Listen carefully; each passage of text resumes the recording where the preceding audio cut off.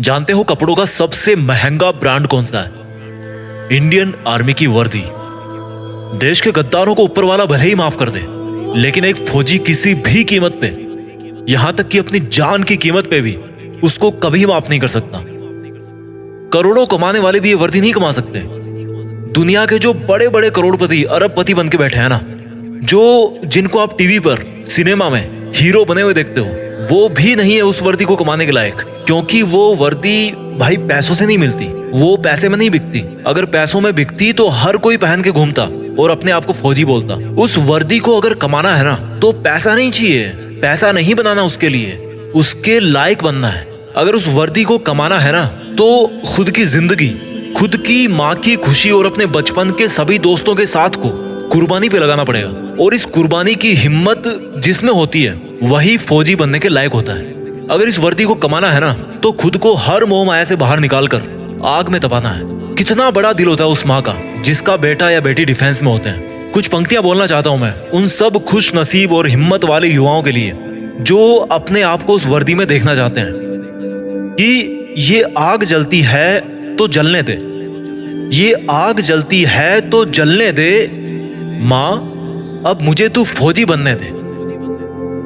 जाना है उस जगह, जाना है उस जगह जहां सुना है मन के मौजी बसते हैं। जाना है उस जगह जहां सुना है मन के मौजी बसते हैं। बहुत देख लिए दुनिया, चल अब फौजी बनते हैं। बहुत जीली नाकाम जिंदगी, चल अब देश के लिए कुछ काम करते हैं। फर्जी के रिश्तों में जिंदगी बर्बाद कर डाली, चल अब जिंदगी देश के नाम करते हैं। अब फौजी बनते हैं। ये सरहदें पुकारती मुझको है, ये आतंक की बदबू ललकारती मुझको है। जब लिपट जाऊं तिरंगे में तो मुझे आबाद कहना, जब लिपट जाऊं तिरंगे में तो मुझे आबाद कहना। मेरी माँ पल्लू में छिपी हंसी तेरी बहुत प्यारी है, मेरी माँ पल्लू में छिपी तेरी हंसी बहुत प्यारी है। जब लिपट जाऊं तिरंगे में तो मुझे आबाद कहना, मेरी माँ पल्लू में छिपी हंसी तेरी बहुत प्यारी है। इसलिए मुस्कुराते हुए अपने लाल को गुड बाय कहना। ये मोबाइल के स्टेटस देख देख के थक गया हूँ, बन जाऊं मैं भी एक दिन सबका स्टेटस, खुद के इसी वादे में बंध गया हूँ। माँ के आंचल की खुशबू तो वैसे फीकी होती नहीं कभी, पर उसमें थोड़ी सी मेरी वर्दी की खुशबू भी मिला दूं ना, तो दोनों जहां यही मिल जाएंगे मुझे। और अगली दो लाइन उन लोगों के लिए बोलना चाहता हूँ जिनको लगता है कि बॉयफ्रेंड गर्लफ्रेंड के अलावा इस दुनिया में कुछ होता ही नहीं है। तो भाई कान खोल कर सुनो मेरी बात। बेवफाओं की इस दुनिया में हम कभी वफा ढूंढते थे। ये एक फौजी की तरफ से लाइंस आपके लिए कि बेवफाओं की इस दुनिया में हम कभी वफा ढूंढते थे।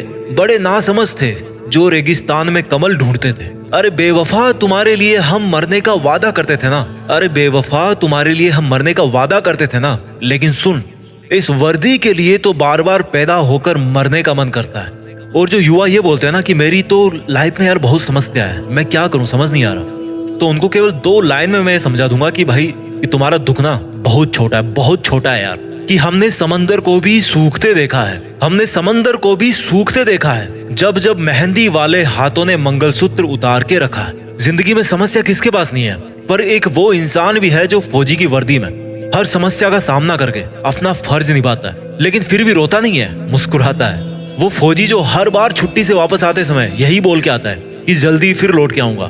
लेकिन ये किसी को नहीं पता होता, उसको खुद को भी नहीं पता होता कि वो फिर जल्दी कब आने वाला है ना हिम्मत, है ना हिम्मत। मैं जीत फिक्स के मंच से उन सभी फौजी भाइयों को सलाम करता हूँ और उन पोटेंशियल यूथ को मोटिवेट करना चाहता हूँ जो फौज में भर्ती होने का सपना अपने मन में ठान चुके हैं। क्योंकि दुनिया में देश का नाम करने का इससे बेहतर कोई दूसरा तरीका नहीं हो सकता।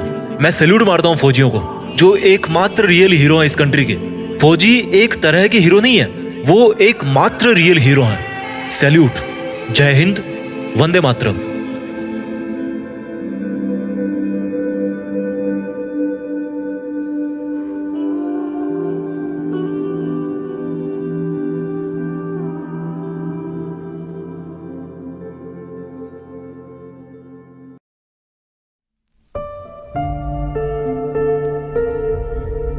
जीत फिक्स।